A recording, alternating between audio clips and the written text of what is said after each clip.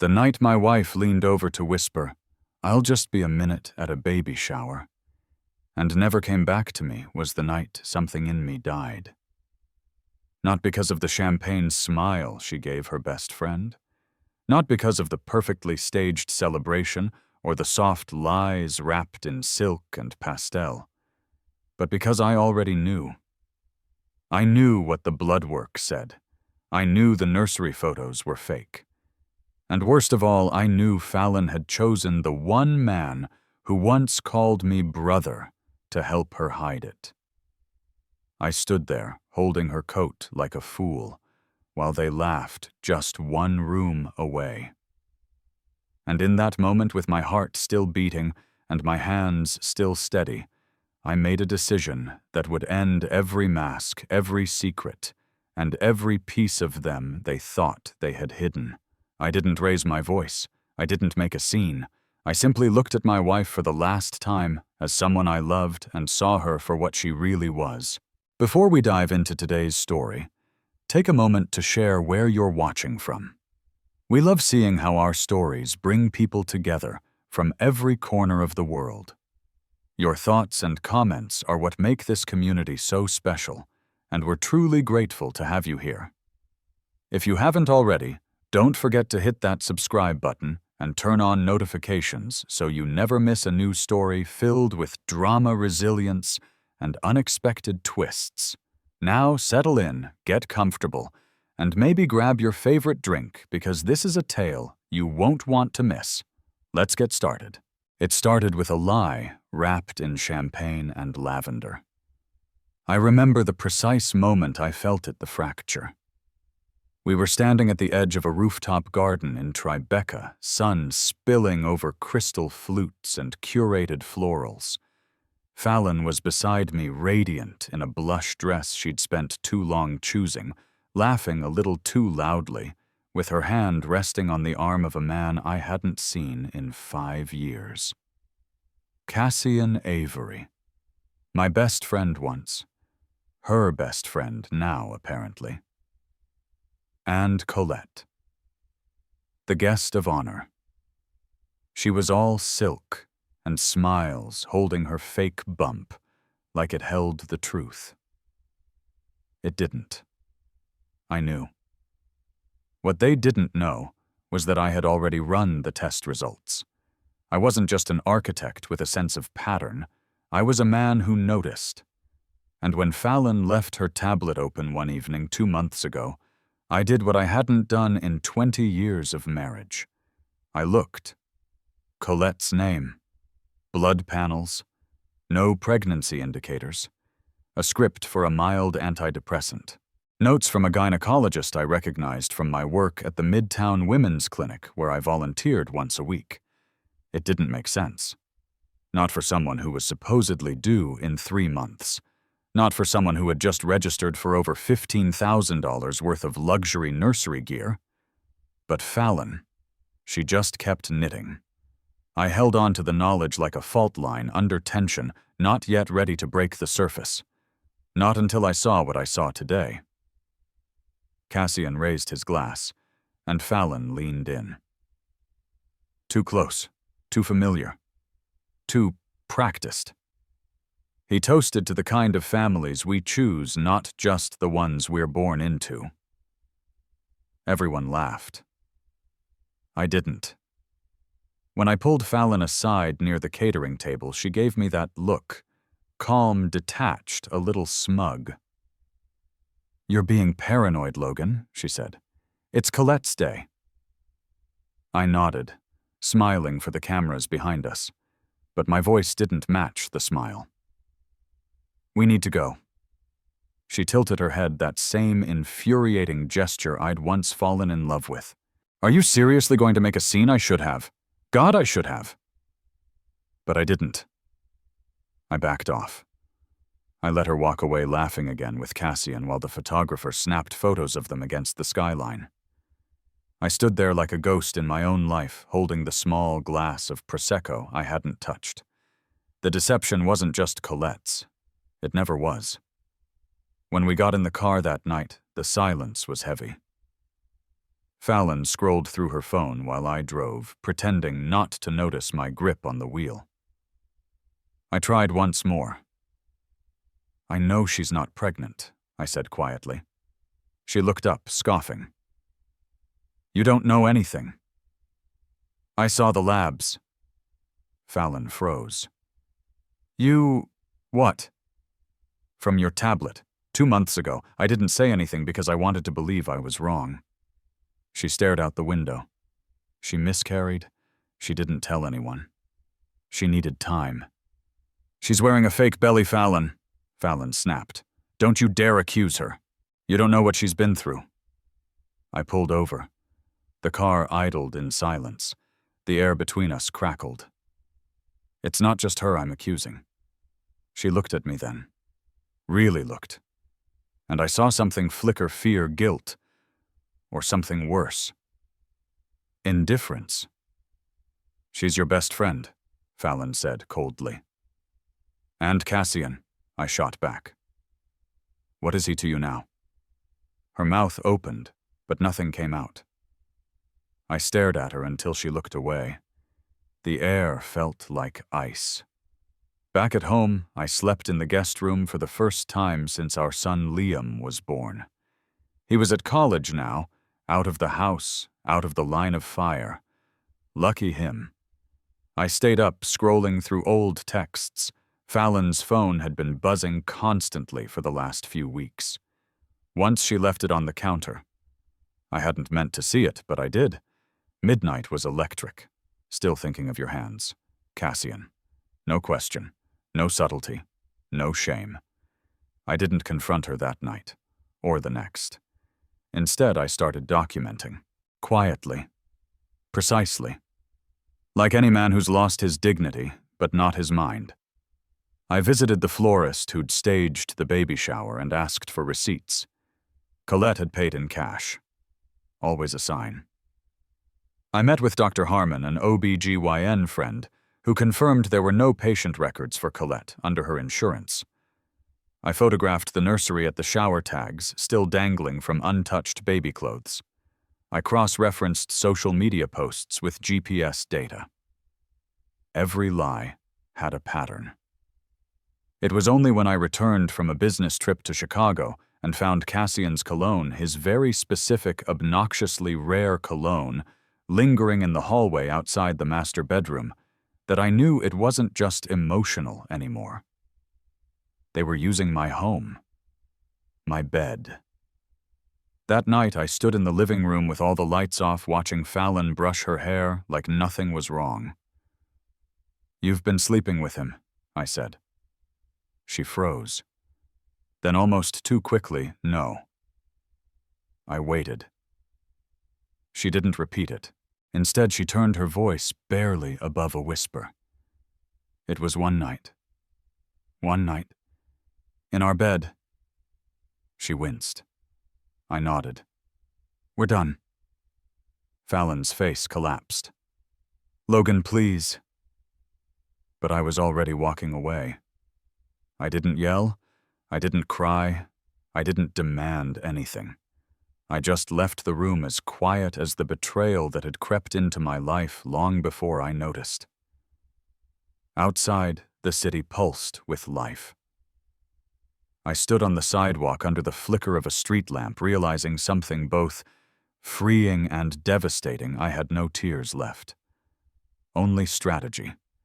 This wasn't just about love anymore. It was about reclaiming my name, my work, and the life they thought they could write me out of. And it started with telling the truth out loud. The morning after the baby shower, I woke up to the sound of water running and the smell of Sarah's lavender body wash drifting through the crack in our bathroom door. She was humming. Humming.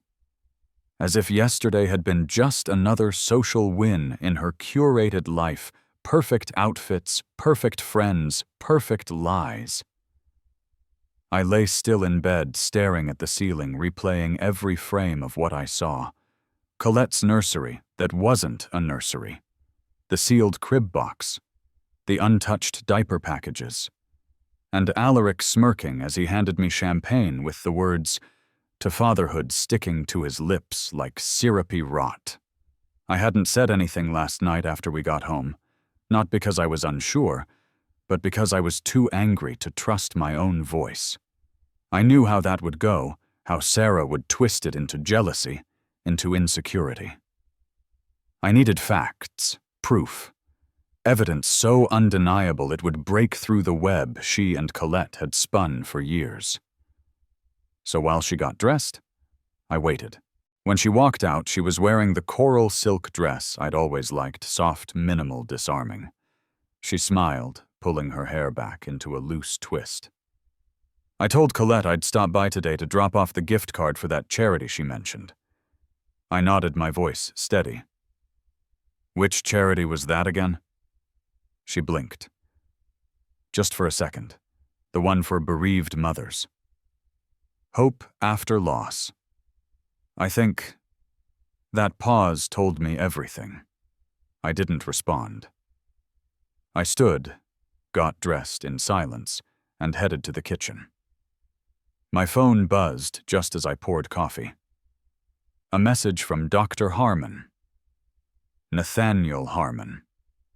Just pulled her chart again. No pregnancy, no record of prenatal visits. Something's very wrong, Logan. I stared at it for a long second, then deleted it. Everything okay? Sarah asked, coming in behind me, slipping on her shoes. I looked at her, really looked.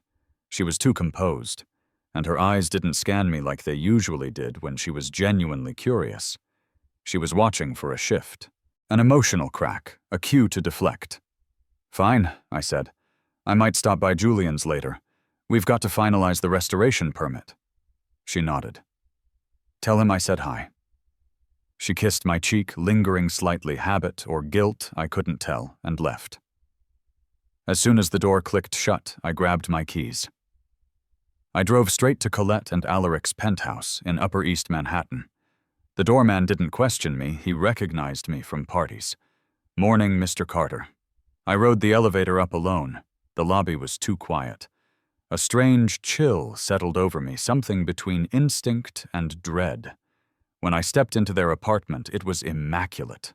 No mess, no life. The kind of sterile beauty you'd expect in a staged luxury listing.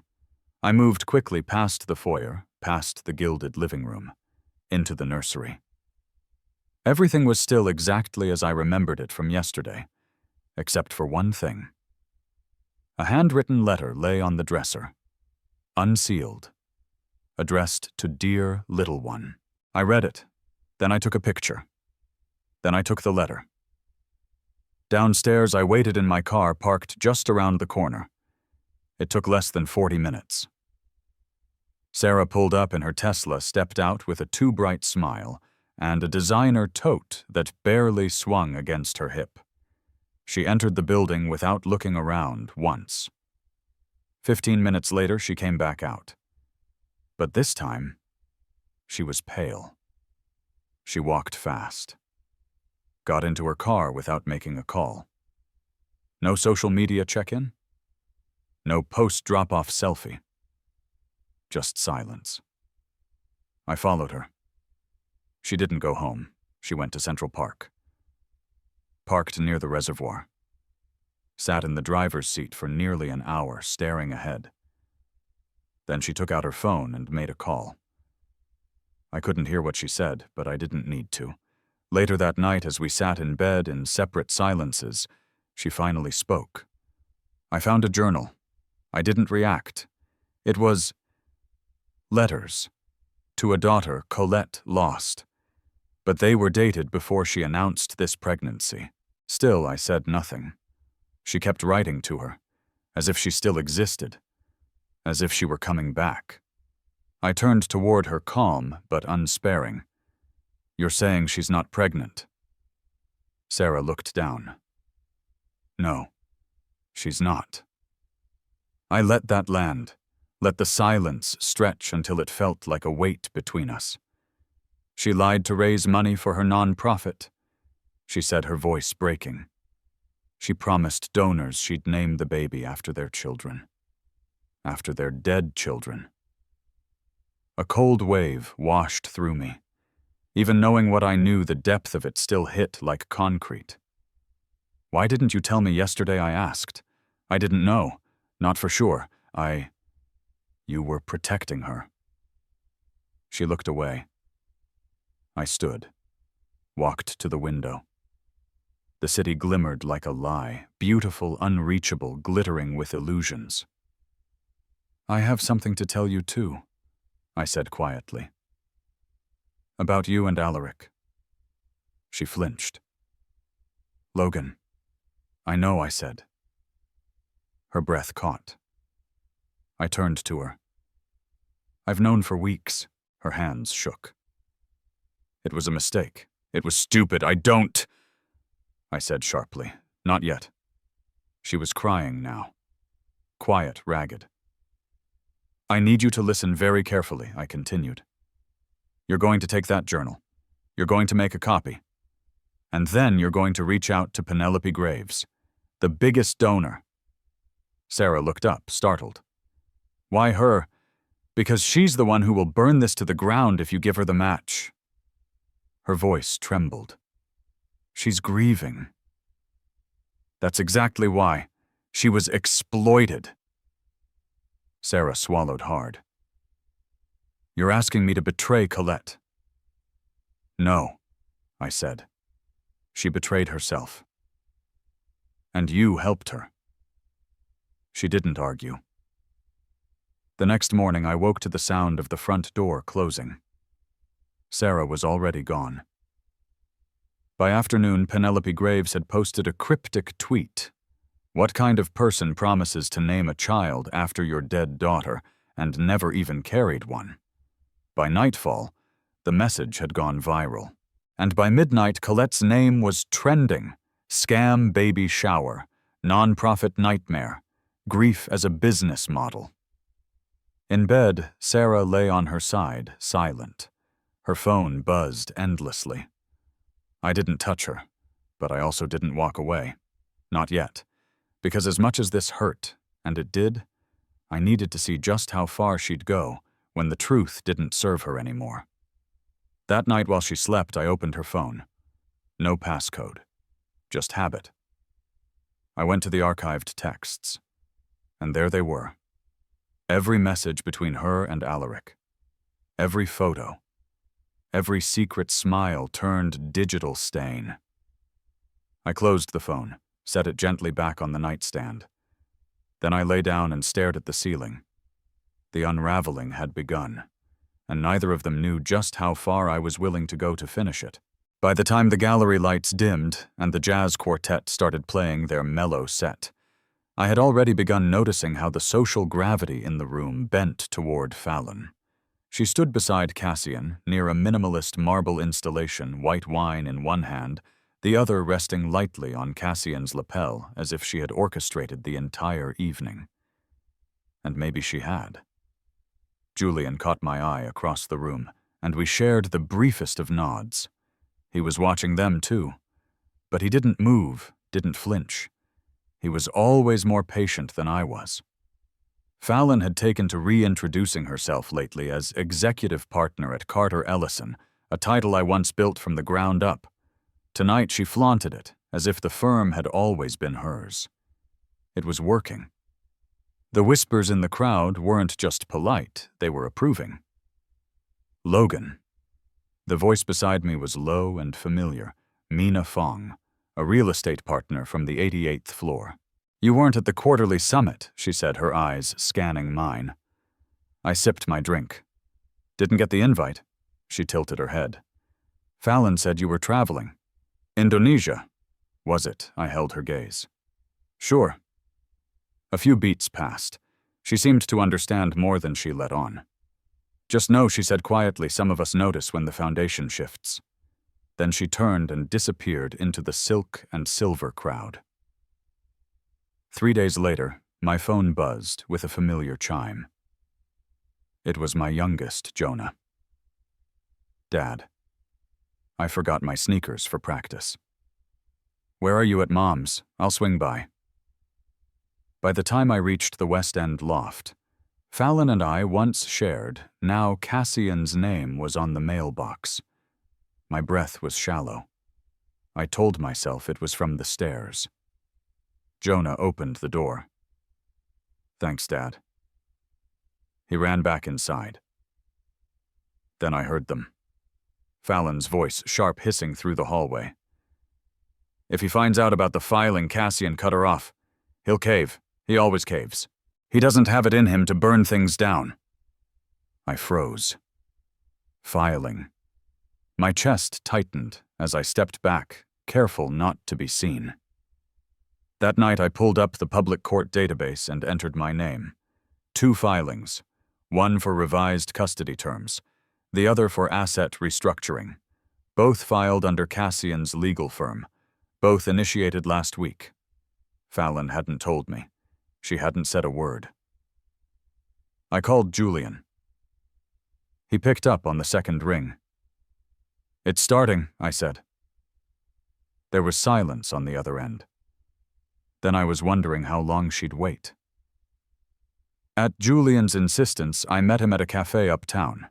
He came with a man I hadn't met, Sebastian Trent, a reputation analyst. Private, expensive, ruthless. "You're not just fighting, Fallon," Sebastian said. "You're fighting the version of you she's already selling to the world." Julian slid a manila envelope across the table. Photos. From the gala. From her office. From the penthouse. I opened it. Cassian and Fallon. Holding hands. Signing documents. Whispering with board members behind closed doors. "How long have you been collecting these?" I asked. Julian leaned back. "Since she made me CTO and started siphoning off your projects." I blinked. "She made you CTO 2 months ago. The board didn't even call you." I was standing in a house I'd built, and every room had been stripped of its meaning. At Jonah's game that weekend, Fallon arrived in a full-length coat and designer heels, late as always. Cassian followed 10 steps behind. Jonah glanced at them from the bench, then looked at me. I gave him a nod, trying to steady my face. When the game ended, Fallon approached with a tight smile. "Hey," she said. I didn't answer. "Logan," she pressed. "We should talk." I motioned to Jonah. "He's watching." Her jaw tightened. "We can't avoid this." I kept my voice calm. "You filed behind my back, changed Jonah's medical proxy, tried to reposition the firm. What exactly should I be avoiding?" Her face flushed red. Cassian stepped in. "Logan, this is a family matter," I said, turning to him. "It's a legal matter now, and I hope you're as good in court as you are at following her lead." Later that evening, Jonah sat on the couch next to me, his hands fidgeting with the sleeve of his hoodie. "Do you hate Mom?" he asked. I looked at him for a long time. "No, but I don't trust her anymore." His eyes watered. "She says you want to take me away." I exhaled slowly. "That's not true. She says you don't have time for me." I clenched my jaw, then let it go. "Do you feel like that?" He shook his head. "I just miss before. Before, when truth hadn't been weaponized, when family didn't need a court order." The final twist came 2 days later. Mina texted me, "Check the firm's new site." I opened it. Carter Ellison rebranded. New leadership, new direction. Fallon managing partner. Cassian strategic counsel. My name was gone. Erased. I stood in the center of my studio that night, every sketch pinned to the walls, my father's drafting tools still in the drawer. The air was thick with the scent of sawdust and ink.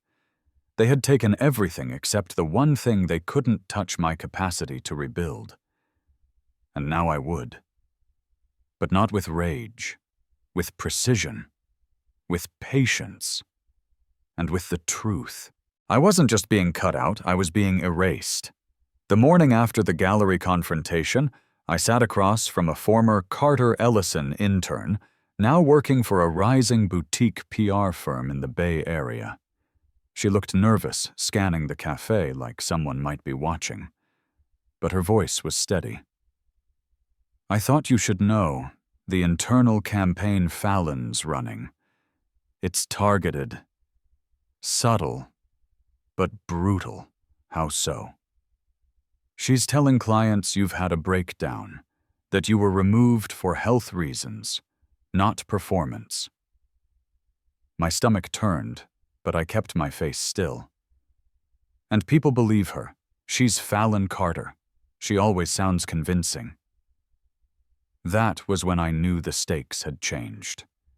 This wasn't just about reputation. It was about my viability, my future. And Fallon had no intention of letting me re-enter the field without damage. 2 hours later, I was in a glass-walled office high above Montgomery Street, seated across from Avery Trask, the same attorney who once handled Carter Ellison's litigation strategy. Now she was mine. I want my name off every project I didn't approve, I said. I want a digital forensics audit. If there was intellectual property theft, I want it documented. Avery didn't blink. We'll need evidence. Emails file history version control. I kept everything. Then we'll make them sorry. The next days were a blur of gathering. Late nights poring over archived project files, digging into timestamps, metadata proposal drafts, tracking every point of theft. Fallon had copied more than I thought. The Sustainable Composites R&D campus in Menlo Park, the New Tech Pavilion in Seattle, even the Thorn Technologies renderings modified just enough to look like hers. By Thursday, I had enough to file. But I didn't. Not yet. Instead, I met with Thorn's development VP, someone I'd never dealt with directly. We sat in his office, a clean, quiet space, with modular furnishings and a wall of curated modern art. We like your style, he said. But Carter Ellison has history with us. They also have a history of not delivering, I replied. You gave them feedback last year. It was ignored. He didn't deny it.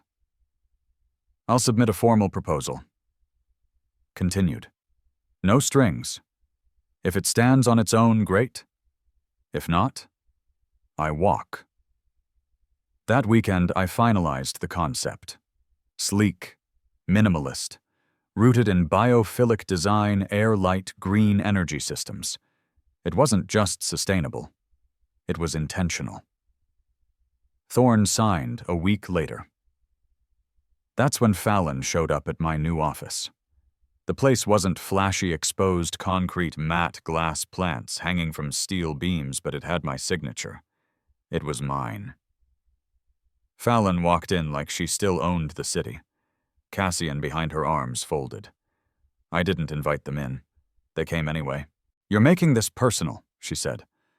I looked up from my monitor. You forged my name on design work and told the board I was a burnout. That was strategy. No, I said, standing. That was theft. Cassian shifted his weight, clearly uncomfortable. Fallon stepped closer. You're not just taking clients. You're attacking our credibility. I tilted my head. You did that when you buried me. I'm just correcting the record. She paused, trying to read me. But she couldn't. She never could. You think you can win? She asked. I'm not here to win. I'm here to build. They left 10 minutes later. She didn't look back. That night I got an envelope. No return address. Inside was a printed copy of an internal Carter Ellison email, Fallon forwarding my new tech sketches to a private inbox. Time-stamped, no doubt. The sender anonymous. Julian, maybe. 2 days later, I confronted him beneath the Golden Gate Bridge. Neutral ground. Gray skies whined, cutting through the bay air. I know you sent it, I said. He didn't deny it. You deserved to know. Why now? He looked wrecked, hollow. Because I thought she'd stop once you left. I didn't know she'd keep burning the ground, then help me stop her. He shook his head. I can't. You already did. He looked up. You gave me the bullet, I said. You don't have to pull the trigger. Julian didn't speak, but I saw the war in his eyes. Love, guilt, loyalty, all cracked. I walked away. On Monday, Avery filed the cease and desist.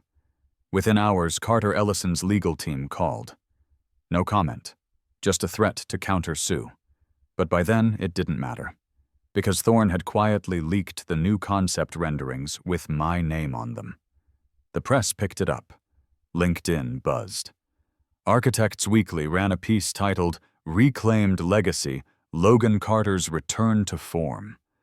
My inbox exploded. So did Fallon's.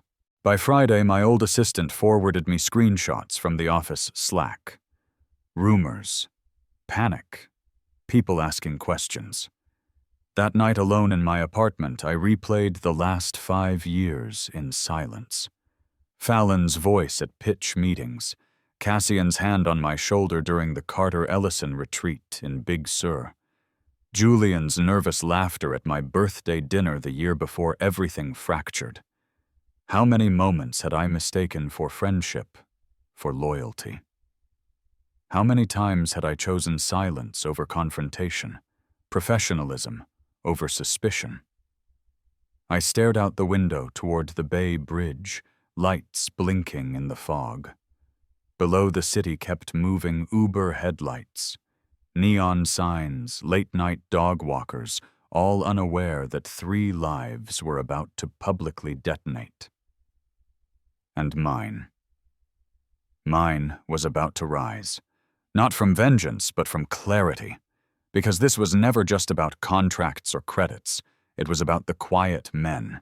The ones who build, who carry weight without applause, who lose silently and rebuild without complaint. But now I wasn't building for them.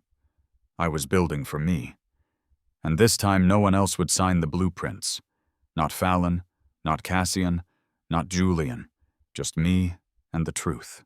The morning after the gallery disaster felt like stepping onto a battlefield covered in silk. Everything looked polished from a distance. Emails still came in the skyline outside Logan's penthouse, glittered like nothing had changed, but underneath, war had erupted. Logan sat at his kitchen island, a single espresso untouched beside him, staring at the legal draft his attorney had sent at 4:12 a.m. The betrayal had detonated. Now came the reckoning. The cease and desist letter wasn't just a formality anymore. It was a weapon. Fallon and Cassian had crossed a line. Forging his name on active projects, smearing his mental health, and now using his own proprietary renderings for a bid that wasn't even theirs to pitch. The pattern was no longer subtle. It was systemic. Avery's voice on the phone had been sharp even for her. They know you're winning. That's why it's getting sloppy. Stay the course. He did. 2 days later, Logan arrived unannounced at the Carter Ellison board meeting. He wasn't on the agenda, but the news of his cease and desist had rattled enough directors to earn him 5 minutes. 5 minutes was all he needed. He walked into the mahogany-paneled boardroom in tailored black. No slides, no legal team, just presence. I'm not here to return, he said. I'm here to expose. Then he laid it out. Quietly, methodically. A trail of digital forensics time-stamped file access client correspondence, internal memos. He held up a printed email, Fallon forwarding his new tech renderings to Cassian's private inbox the week before they filed for project ownership. No one interrupted. Not even Fallon. When he finished, he looked directly at the chairman. You let my sister steal from me, from this firm. But I'm not asking for your apology. I'm giving you a warning. Fallon rose. He's fabricating context. Don't, Logan said calmly, not even looking at her. Not here. not with evidence in your own metadata. Cassian didn't speak. His jaw was tight knuckles white. The room was ice. When Logan left, he didn't look back. The board wouldn't side with him, not publicly. But the silence told him what he needed. They wouldn't protect Fallon, either. The armor was cracking. The following morning, Logan's phone buzzed with a message from a client he hadn't spoken to in months. Saw the article. "You deserve better. Let's talk." Then another. And another. Within 48 hours, 6 major clients had either called for consultation or ghosted Carter Ellison entirely. Thorn Technologies was just the beginning. His name was circulating again. Not in scandal, but in vindication. But it wasn't over. Fallon wasn't finished. 3 nights later, Logan returned to his apartment to find a manila envelope slipped under his door. Inside were photos, grainy dark, but clear enough to see what mattered. Julian, kissing Fallon, on a terrace that overlooked the city. The timestamp was from 6 months before Logan had even been pushed out. 6 months. Logan's chest tightened. He sat down slowly, the photos fanned across the glass table. Not just betrayal, timeline confirmation. Julian had already picked his side. And Fallon, she'd been planting the trap for longer than he'd guessed. He called Julian. Voicemail. Then Fallon. Straight to silent, fine. He went silent too, but he didn't stop. Logan met with Avery the next morning and amended the legal complaint. Add breach of intellectual property for the New Tech and Thorn transitions, he said. And let's prepare for defamation. Avery nodded. We'll serve them simultaneously. Civil suit public notice and media follow-up. You're expecting them to counter, they'll try. But if Julian folds, Logan didn't flinch. He will. Meanwhile, a ripple started building beneath the public surface. Quiet, but sharp. A freelance journalist at Bayline picked up the story digging through SEC filings and architectural award entries. Logan's name, once a footnote, was now returning to the bylines. His authorship of landmark projects was getting re-examined. Public memory, it turned out, could be corrected. Then came the letter. It arrived at his office, handwritten. Neat block print. You were always the one who cared about the work. Not the spotlight. Fallon feared that. Cassian envied it. I'm sorry I didn't see it sooner. No signature. But Logan recognized the rhythm. Julian. Guilt finally speaking in ink. That same night, a new project proposal Logan had pitched to the San Francisco Municipal Arts Commission was accepted. A civic center redesign with sustainable wood and open-air terraces. It wasn't flashy. It wasn't corporate. But it mattered. And this time no one could forge his name. The shift wasn't just professional, it was spiritual.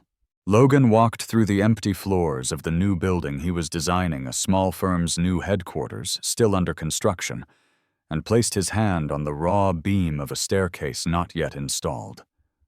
Wood. Honest. Exposed. Strong. That was how he'd rebuild. Not with vengeance, but with vision.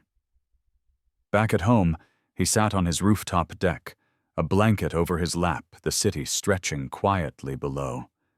He lit no candle, played no music. Just watched the fog roll in and let the stillness answer for him. He had no more to prove. They had undone themselves. All he had to do was build. I didn't sleep the night after the confrontation. My body was still, but my mind was a storm, images of Cassian pacing in that borrowed condo, Fallon's flat voice trying to reclaim control, Celestine's glassy eyes, as she finally looked away when the truth caught up. My whole life had been staged around control precision, in my work balance, in my relationships, silence, in my suffering. But control was the very thing they had tried to strip from me. And now, it was the one thing I had taken back. By morning, my inbox was a battlefield. Fallon's lawyer had sent a cease and desist over what they called client poaching. Cassian's legal team issued a statement that my behavior at the board meeting was erratic and damaging. Their panic smelled like gasoline. I just needed the spark. That came at 10:04 a.m. An anonymous source, clearly someone inside the Carter-Ellison ecosystem, leaked a zip file to my legal counsel. It contained meeting transcripts, internal emails, and even audio clips that proved Fallon had authorized the use of my signature on the Monterey project without my consent. Cassian had known. In fact, he'd helped backdate approvals. What's more, the Internal Ethics Committee had flagged it, and Fallon buried the report. I forwarded everything to both the San Francisco Licensing Board and the State Architectural Ethics Committee. With a single line: "You'll want to see this before your next review cycle." I met Julian at a quiet coffee bar tucked into the Tenderloin, discreet, dimly lit, filled with old jazz and anonymity. He handed me a flash drive. "You'll want this too," he said. "It's Fallon's call with Thorn Tech after they stole your design pitch. She promised them inside access and follow-up contracts after you were out. I didn't ask why he was helping me now. Maybe he realized Fallon would eat him next. Maybe he'd grown a spine. Or maybe he'd finally seen the difference between loyalty and complicity." That afternoon, the city seemed to exhale for me. The sky had that soft gray hue San Francisco wears when it doesn't know if it's summer or winter. I stood in the window of my new office, real stable quiet, and made the call. To Thorn Technologies' General Counsel. "I think you'll want to revisit the licensing origin on the Green Tech headquarters pitch," I said. "There's documentation that proves your internal team was misled. And if you're sued for breach by Carter-Ellison, I'm willing to testify." She went quiet. "Can you send me what you have?" I did. 10 minutes later, a follow-up contract was sent directly to me under my firm's name, not Carter-Ellison's. That was the first domino. The second came 3 days later, an audit notice from the State Board of Architecture. Fallon and Cassian were officially under investigation. The board would review licensure renewals' internal records and personnel files, and if necessary, initiate revocation proceedings. I didn't smile. Not yet. Because the pain hadn't faded. The betrayal still sat like wet concrete inside my chest. But it was beginning to crack. On a drizzly Thursday morning, I received a text from Celestine. "Can we talk?" "I'll come to your office." No press, no games. She arrived in a beige trench coat. No makeup, hair pulled back, none of her usual armor. "I'm not here to apologize," she said. "I just want to explain what I didn't know." I gestured for her to sit. "I knew Fallon was frustrated with you. She thought you were too conservative, too loyal to legacy clients. But I didn't know she forged your name. I didn't know about Thorn. I thought you walked away. Did it ever occur to you," I asked quietly, "that if I had walked away, it was because I was pushed?" She looked at me finally. Not like a stranger, not like someone rehearsing lines, but like someone who realized she'd picked the wrong side and didn't know how to come back. "I wanted to believe the version of the story that hurt less," she said. I nodded. "We all do." She stood to leave, but paused. "They'll fall." "I know you're making sure of it." "I'm not the one making them fall," I said. "They just built their kingdom on a lie." 1 week later, the Carter-Ellison board held a private session. I wasn't there, but I heard everything. Their largest client had pulled out. 2 pending deals had frozen. And someone leaked the Monterey report to the San Francisco Chronicle. By Monday, Fallon resigned to focus on personal matters. Cassian vanished into a silent leave of absence. But the final satisfaction came from an unexpected place. That Sunday I met my kids at Dolores Park. We were spread out on a faded blanket watching people play frisbee and sip overpriced juice. It should have felt ordinary. It didn't. My daughter Wren nudged me. "You seem different." "Lighter," I offered. She shrugged. "Like we're seeing all of you now, not just the dad who worked." My son Theo chimed in. "You were always building for everyone else. Now you're building for yourself." I didn't say anything. Because those words were what closure actually felt like. Not revenge, not public disgrace. Just that moment of quiet clarity where you realize you didn't just survive. You rebuilt. Brick by brick. Your own name. Your own peace. Your own legacy. The courtroom was still echoing in my ears when I stepped out into the sharp morning air. Fallon had just been sentenced 18 months in federal prison with restitution and mandatory counseling. She didn't cry. She didn't look at me. But when the gavel fell, I caught that flicker of collapse behind her carefully composed face. And honestly, I didn't feel triumph. I felt something deeper, something final. Like a door had shut behind us, and there was no hallway left to walk together. Celestine was gone. Vanished from the scene weeks ago as soon as subpoenas came knocking. I heard through back channels that she'd fled to a wellness retreat in Sedona, some desert mirage where accountability could be rebranded as recalibration. She'd abandoned Fallon in the same way she'd latched onto her quickly, self-servingly, and without remorse.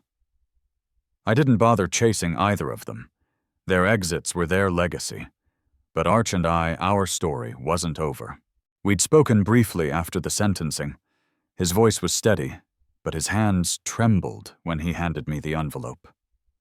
Inside was a photo, him at 9 years old, standing next to my design for the Carter Ellison atrium, grinning like the world had finally bent in his direction.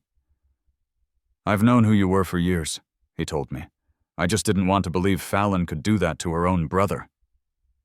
He paused. "But now I know the truth. He wanted to intern at my firm, earn his place, start from scratch. I agreed on one condition: he finish school first. Architecture deserved more than wounded motives. It needed curiosity, precision, patience." He nodded. For the first time, I saw in him not just potential, but integrity. Back at the office, the silence was golden. No whispers of lawsuits, no sabotage humming beneath the surface. My team had grown not just in size, but in loyalty. They'd stuck through the storm, anchored by something bigger than revenge belief. We were building again. Projects. Trust. Legacy. The Thorn Technologies campus had broken ground last month, and every time I visited, I walked its perimeter alone, boots crunching over gravel, breathing in that raw smell of steel and future. I thought about the day Fallon first lied about my burnout, the day I left Carter Ellison with just my keys and dignity. This place, the clean lines, the glass spine of the main building, the native gardens flanking the entrance, it wasn't just a project. It was the quiet rebuttal to every whispered doubt. But healing wasn't architectural. It was human. And it came in unexpected forms. 3 weeks after the sentencing, I found myself at the old conservatory by the pier, the place Fallon and I used to visit as kids. I hadn't been there in years. Something drew me in. Maybe nostalgia, maybe closure. I wandered past glass walls and hanging orchids until I reached the West Wing where a mural had been restored. It was one I'd sketched on a school field trip. Fallon had painted it beside me. Our names were in the corner LC and FC entwined in gold. I stood there for a long time, tracing the curves of our initials. The irony wasn't lost on me. We'd started with paint and dreams, ended with forged contracts and courtrooms. But here untouched was a piece of the version of us that had once been real. That night, I called my father. We hadn't spoken since the fallout. He'd sent a card after the verdict, simple, unsigned. You were right. That was all. But hearing his voice again, gravelly and unsure, bridged something that courtrooms couldn't. We talked, really talked, about legacy, about silence, about the damage done when you protect appearance over truth. I should have stopped her, he admitted. I should have listened when you said something felt off. I didn't let him carry it all. I told him about the night I almost burned the Carter Ellison blueprints, about how close I'd come to letting rage consume everything I loved. He went quiet. Logan, he said finally, you didn't burn them. That's all that matters. We met a week later over lunch, neutral ground, quiet place. No accusations, just two men relearning how to speak to each other without legacy standing in the way. It wasn't forgiveness. Not yet. But it was a start. And then there was Julian. He showed up at my office one rainy morning, soaked and breathless. He'd left Carter Ellison, said the soul had bled out of the firm after I left. He missed real design, missed purpose. I don't expect a job, he said, just wanted to say you were right. I offered him coffee. We sat for an hour. When he left, he took nothing but an umbrella I handed him at the door, but somehow it felt like a full-circle moment, the last loose end. Tied. 1 month later, I walked into a classroom at the San Francisco School of Design to guest lecture. I hadn't taught in years, but this time it felt different. Not like filling time, like returning something borrowed. As I spoke to the students, wide-eyed, hungry, skeptical, I saw flickers of who I'd been before the betrayals. Before Fallon. Before the war for the soul of a legacy. One student asked, "What do you do when someone takes everything you built and puts their name on it?" I paused. "You build again," I said. "But this time you build so well no one dares question whose name belongs on the door." The class clapped. But I wasn't looking for applause. I was looking for that quiet click inside a moment where it all lined up. And I found it. Right there among rookies with sketch pads and too many questions. I drove home late that night. The city shimmered in the rain, reflections warping in puddles like memory. I thought about what I'd lost trust, years' illusions, and what I'd gained clarity strength, the kind of solitude that isn't loneliness, but peace. I unlocked my apartment, walked into the dark, and stood at the window, watching lights flicker across the bay. I thought of Sarah, of all the people who had stood beside me through this. My team, my mentor, even Arch in his own way. I wasn't alone. Fallon was gone. Her name removed from every document, every contract, every award. The firm once stamped with our initials now carried only mine. Clean, unapologetic. But the real victory, it wasn't in the headlines. It wasn't in Fallon's sentencing or Celestine's exile. It was this: I didn't let them break me. I didn't become what they were. I stood rebuilt and told the truth even when it hurt. And now, as the city slept beneath a sheet of coastal fog, I whispered the only promise that still mattered: never again. Some stories don't end with applause. They end in silence, the kind that comes after a storm, when everything is still standing, but nothing looks quite the same. Sometimes what you thought would destroy you becomes the very thing that strips away illusion, leaving behind only truth. It's never clean, never painless. But in that reckoning, there is something sacred. The deepest betrayals don't come from strangers.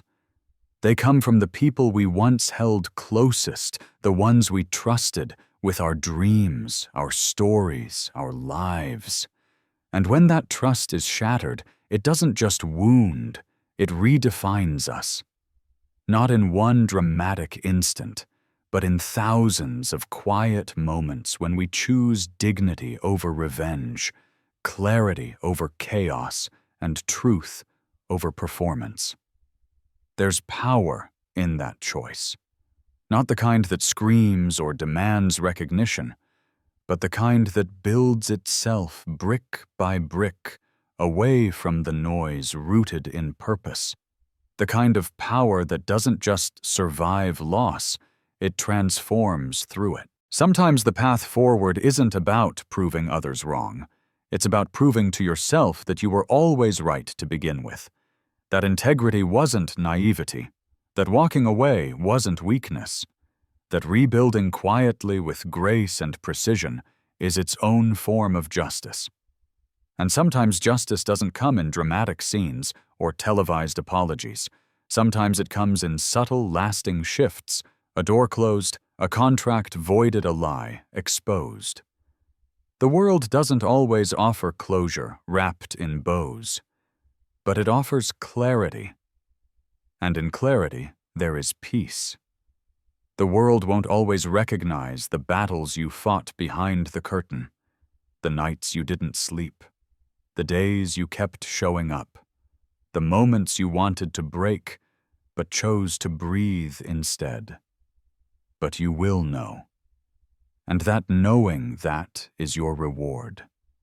Revenge may feel tempting, but the real victory is reclaiming your space, your voice, your future on your own terms.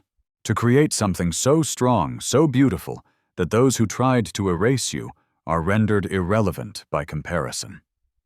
That's the kind of ending worth writing. In the end, it's not about the fall. It's about what you do when you stand back up. Not bitter, not broken, but wiser, sharper, whole.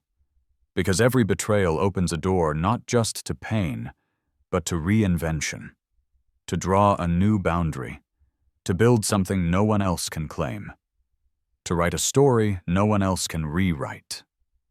And that story, it's yours now. Thank you for watching and being part of this journey. If this story moved you, we'd love to hear from you. Drop a comment below and share what resonated most. Don't forget to subscribe and turn on notifications so you never miss another story that reminds us all of the strength we carry inside. Until next time, stay strong, stay grounded, and remember the truth always finds its way home.